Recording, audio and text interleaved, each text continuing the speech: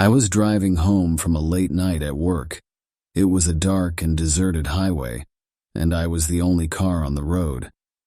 I had been driving for hours, and I was starting to get tired. Suddenly, I saw a figure standing in the middle of the road. I slammed on the brakes and swerved to avoid it, but it was too late.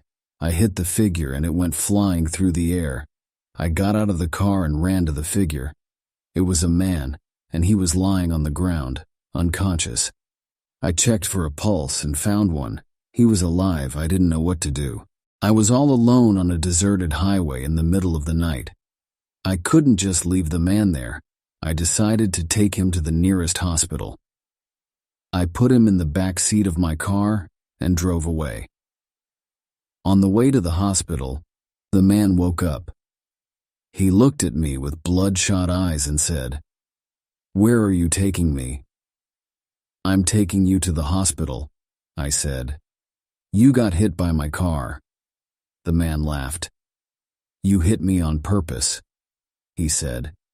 "You're trying to kill me." "I'm not trying to kill you," I said. "I'm trying to help you." The man didn't believe me. He started to panic. He tried to open the car door, but it was locked. "Let me out," he screamed. "I don't want to go to the hospital." I ignored him and kept driving. I was determined to get him to the hospital. A few minutes later, we arrived at the hospital. I ran inside and told the nurses that I had a man in my car who had been hit by a car. The nurses rushed out to the car and helped the man inside. They took him to the emergency room. I stayed at the hospital until the nurses told me that the man was going to be okay. He had suffered a broken leg and some cuts and bruises, but he was going to be fine. I was relieved to hear that the man was going to be okay. I was also glad that I had helped him. I left the hospital and drove home. I was still a little shaken up from the experience, but I was also grateful that I had been able to help someone in need. The next day, I was reading the newspaper when I saw a story about a serial killer who had been arrested. The serial killer was the same man that I had picked up on the highway the night before. I was horrified. I had almost been killed by a serial killer. I was also grateful that I had been able to escape. I knew that I was lucky to be alive.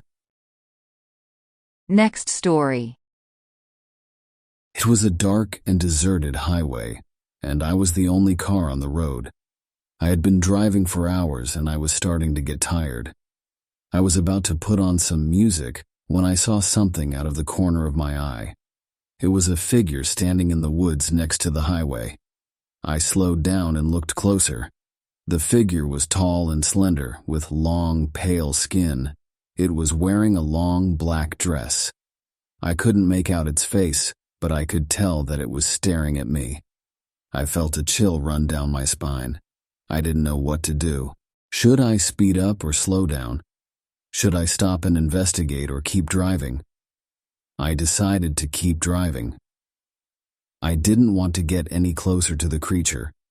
I sped up and drove past the creature. I didn't look back. Dark, deserted highway with figure standing in the woods. Motrong kua so moi www.gettyimages.at. Dark, deserted highway with figure standing in the woods. I kept driving, but I couldn't shake the feeling that the creature was still watching me. I kept seeing it in my rearview mirror. I started to panic. I felt like I was being hunted. I pulled over to the side of the road and got out of the car. I looked around, but I couldn't see anything.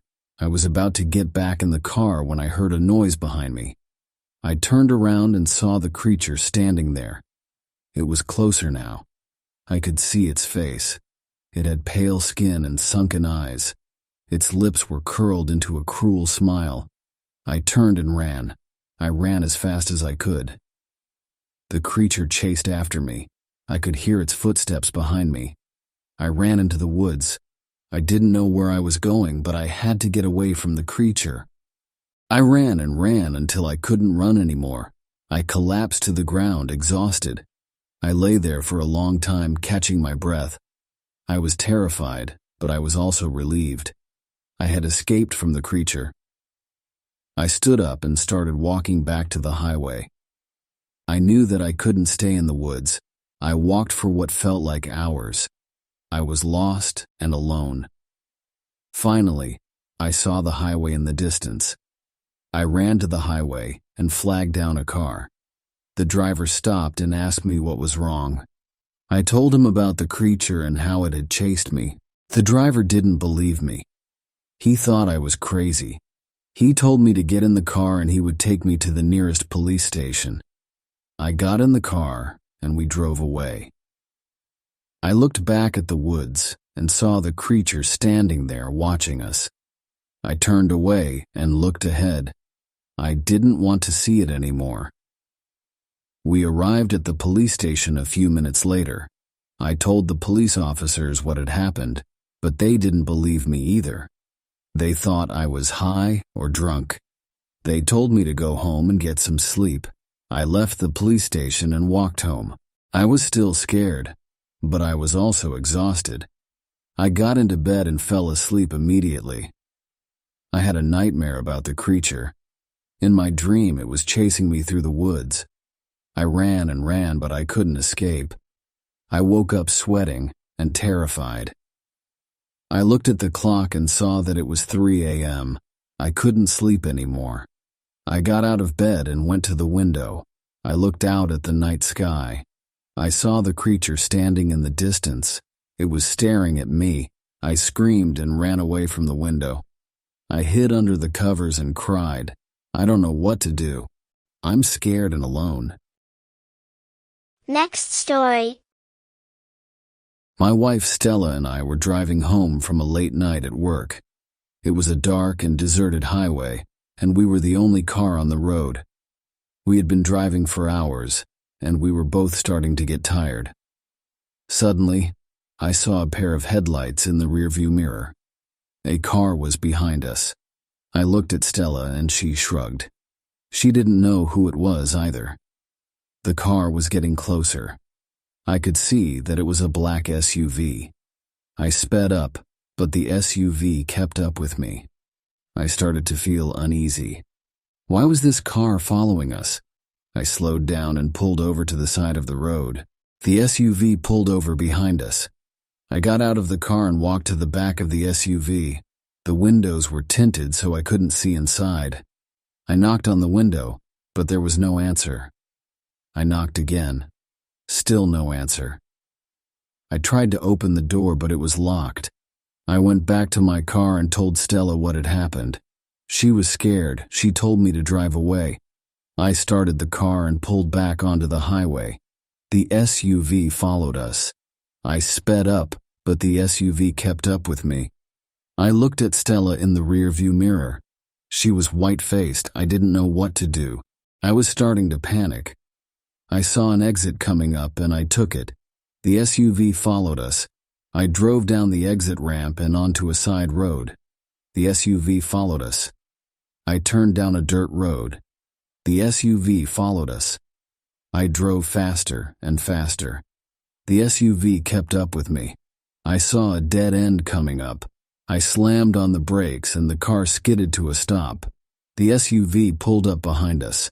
I got out of the car and ran to the back of the SUV. I tried to open the door, but it was still locked. I pounded on the window. "Open the door," I shouted. The window rolled down and a man looked out at me. He had pale skin and bloodshot eyes. He was wearing a black hoodie.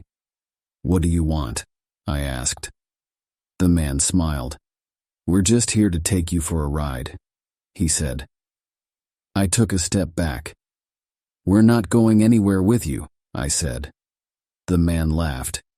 "Oh, but you will," he said. The man got out of the SUV and walked towards me. He was tall and muscular. I turned and ran back to my car. I opened the door and Stella got in. I got in the driver's seat and started the car. I put it in reverse and backed up. The man was chasing us. He was getting closer. I slammed on the gas and the car lurched forward. We sped down the dirt road. The man was still chasing us. He was gaining on us. I saw a fork in the road ahead. I quickly turned down the left fork. The SUV didn't follow us. It kept going straight. We drove for a few more minutes until we came to a main road. We turned onto the main road and headed home. We didn't look back. We never saw the SUV again. We still don't know who was in the SUV or what they wanted. As a huge support, please hit like, subscribe, and maybe share your thought or any experience before going to watch another video. Thank you so much. Have a good day.